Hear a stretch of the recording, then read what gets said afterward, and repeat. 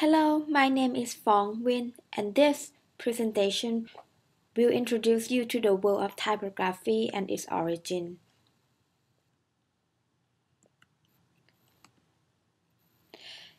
Typography is considered an art of designing with type.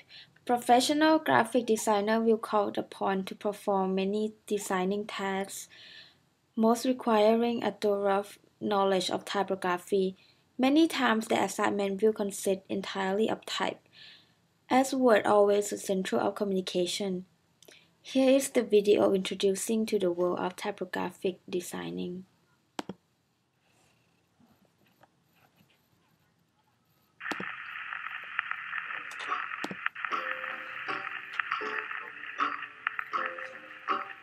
Typography is what language looks like. It is the art and techniques of type design, modifying type glyphs, and arranging type. Type glyphs are created using a variety of illustration techniques.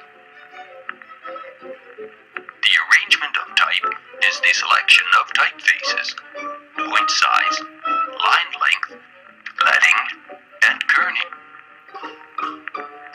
The anatomy of a letter form consists of stem, baseline, ascender, descender, counter, serif, X height, and many more characteristics. Typography is most commonly performed by typographers, graphic artists, and art directors. The digital age opened up typography to new generations of visual designers.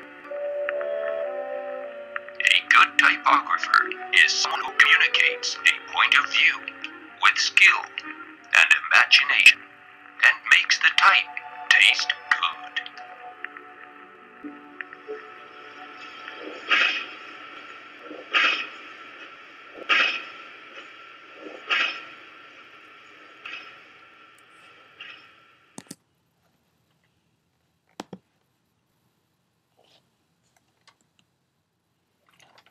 Okay, typography today is considered an art of living. It is an art that will continue to grow and change. Its changes and experimentation have been criticized throughout the history. However, as more and more changes happen to type, type is now required to be visible and is now called a fine art. The art of designing with type began in the West around 1455 by Johannes Gutenberg, a German blacksmith, goldsmith, printer, and publisher who introduced printing to Europe. His invention of mechanical movable type printing started the printing revolution and is widely regarded as the most important event of the modern period. The origin of alphabet. As we consider 26 letters of alphabet, we need to know that the alphabet is composed of symbols, and each represents the sound made in speech. The symbol we are using today came from those used 1,000 years ago. But back then, the symbol did not represent sound, but they were pictures of symbols or things for ideas.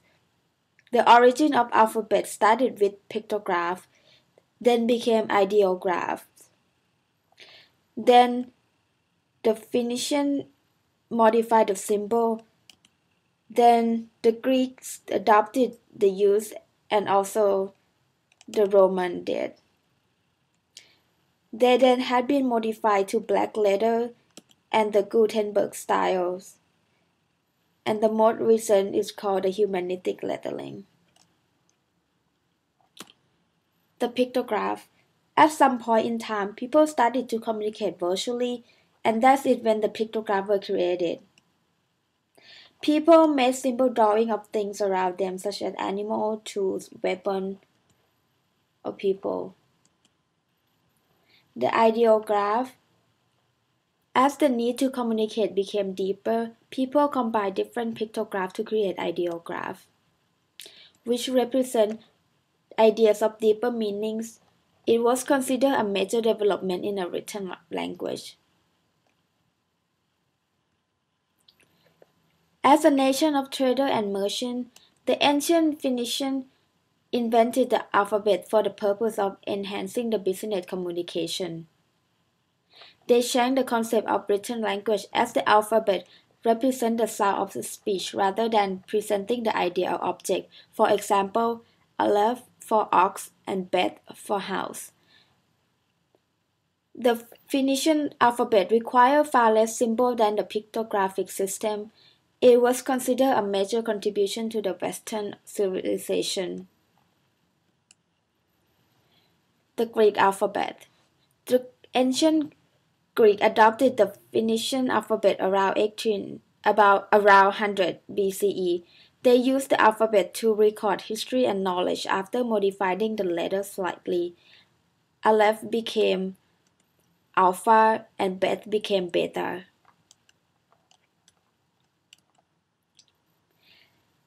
Just as the Greeks, the Romans also adopted and altered the Greek alphabet. 13 letters were added. 13 letters were left unchanged. 8 letters were revised, and 2 were added.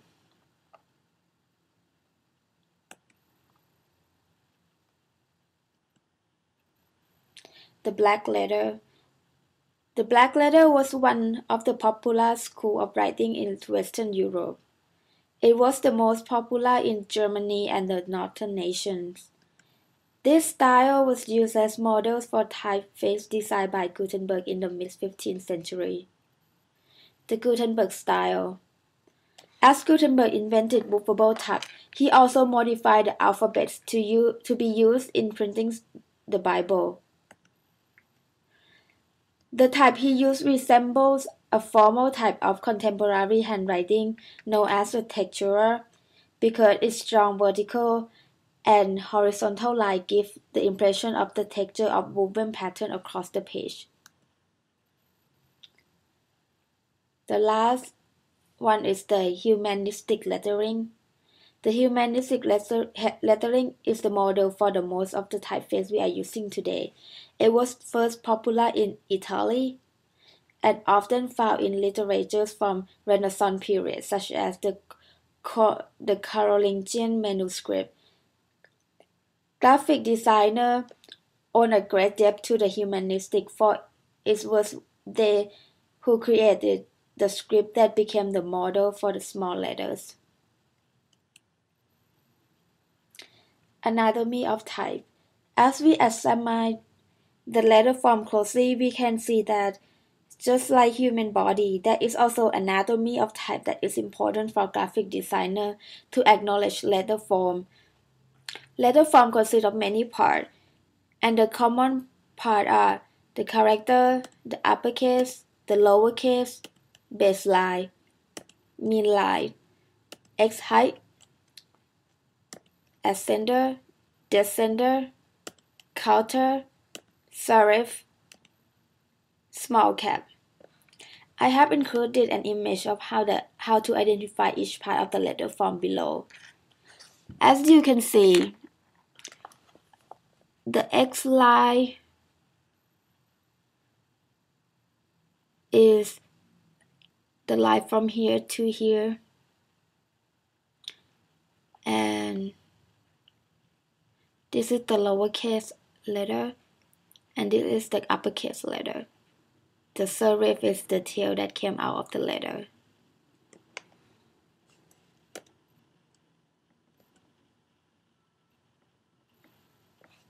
Typeface.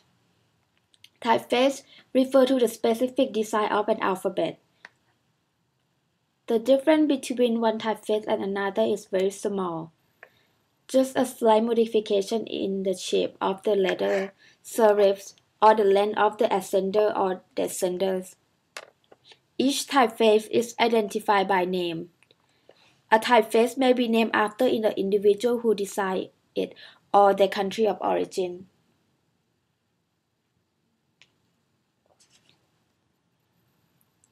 Type style. Today, there are quite a number of type styles that are available for us to use. Most of these type styles are variation in the weight and the width of the letter forms. For example, Roman is the upright letter form's most common type that easy to read. Italic is the second most common type style. Regular, sometimes referred to as normal. Bold is a thicker version of regular typeface. Light is a lighter version of the regular typeface. Condensed, a narrower version of regular typeface. And extended is the wider version of the regular typeface.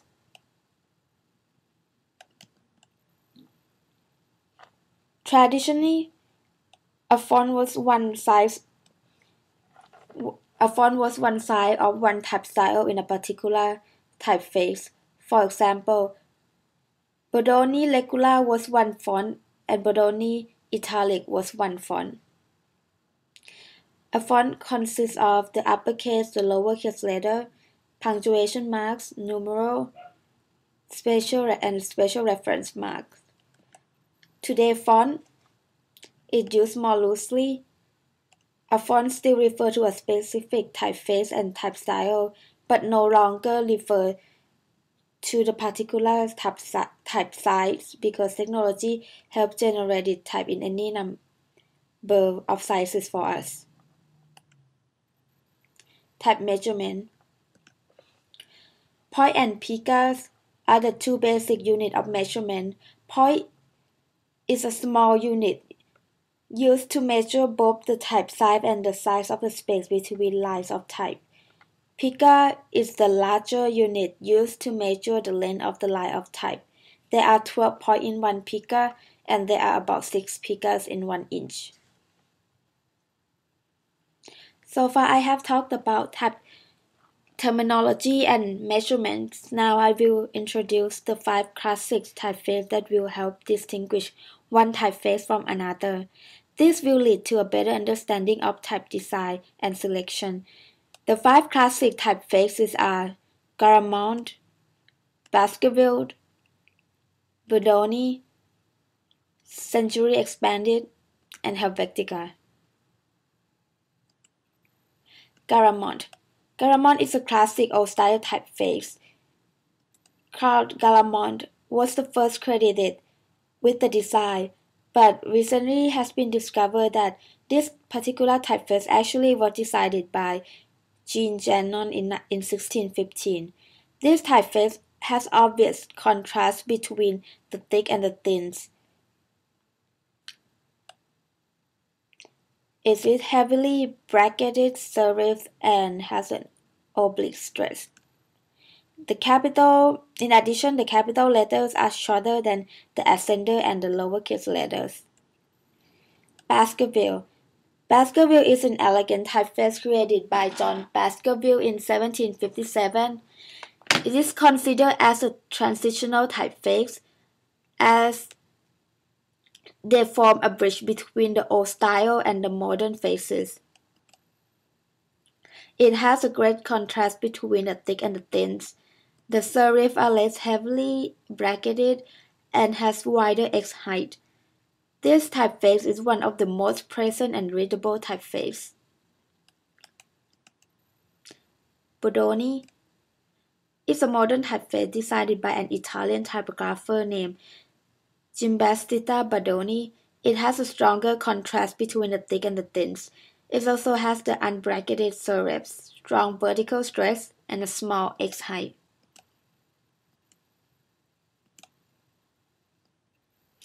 Century is the first major American typeface.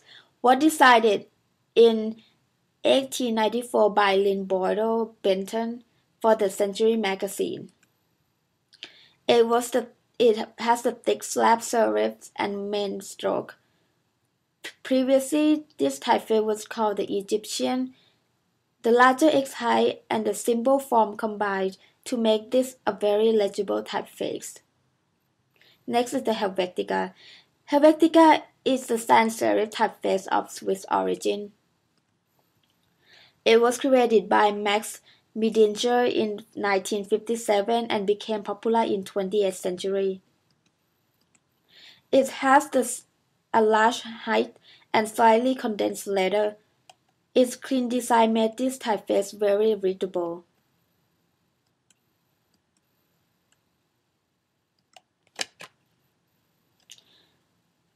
Conclusion: there is no consensus when it comes to the typography. With the new generation of graphic designer, type will continue to be refined and developed. All of the innovation will be a great addition to the richness of the history of typography. This is my references, and thank you for listening.